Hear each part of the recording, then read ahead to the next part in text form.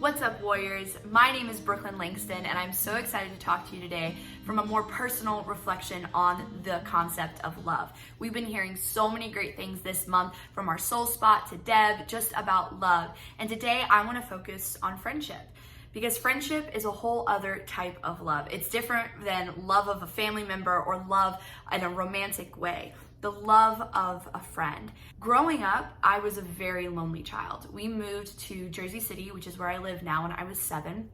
We had no family here. I had no friends. I left friends in Louisiana, which is where we moved from, and I was so lonely. And my brother is 7 years younger than me, so he was a baby, and so I couldn't really be best friends with a baby. So I was a very lonely child. I didn't have any friends, and even going to school, making friends was very hard, because here I was, this little white girl with a very thick Southern accent in Jersey City.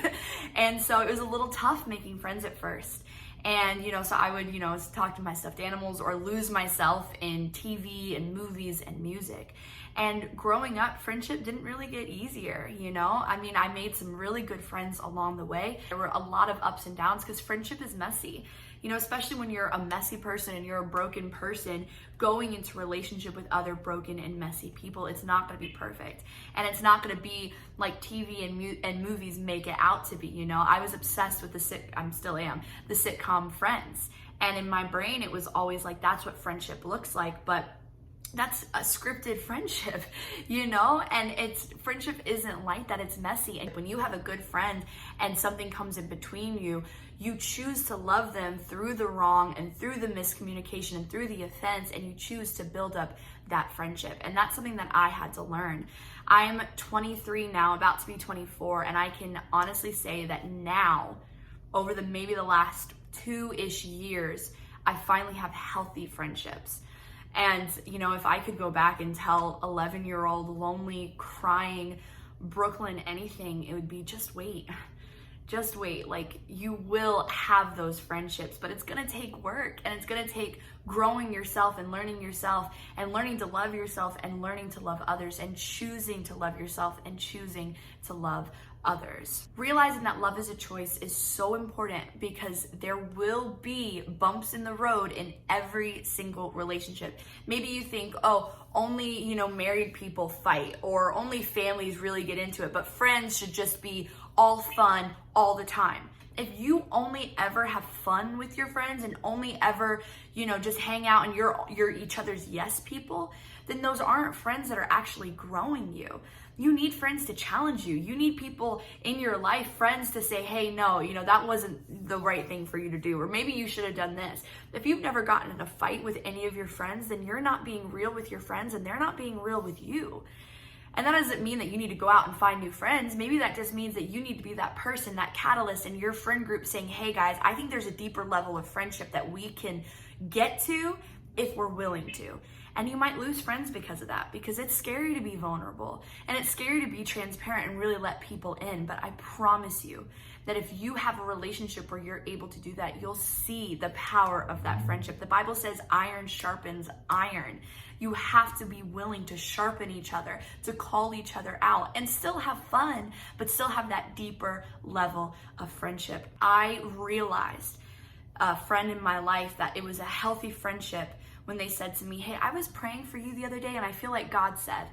And in that moment, I blinked out for a second as they were talking, because I was thinking, oh my gosh, I don't think I've ever had a friend say that to me. Yeah, I'm friends with some leaders, and I've had them say things like that, but just a friend who we're on the exact same level and same playing field, I've never had a friend say, hey, I was praying for you and I feel like God said this.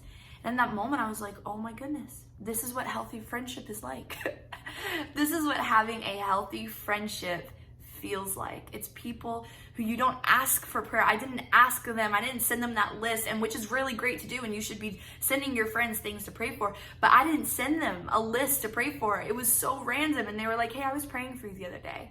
And I realized that's what friends do. They don't just hang out and not just fun and watch movies together, play games. They're praying for you in their own prayer closet. They're rooting for you on the sidelines, and they're calling you out when you're doing stupid stuff. So I challenge you, if you don't have friends like that in your life right now, then go to your friend group, go to that person and say, hey, let's go a little bit deeper. Here's the things that I'm struggling with. What about you? Here's some things I need prayer for. What about you? And maybe the people in your friend group don't want to go to that next level. Then you need to find someone who will. You need to find people who will. Get in a community, a church community, a worship community, whatever it is, an online community.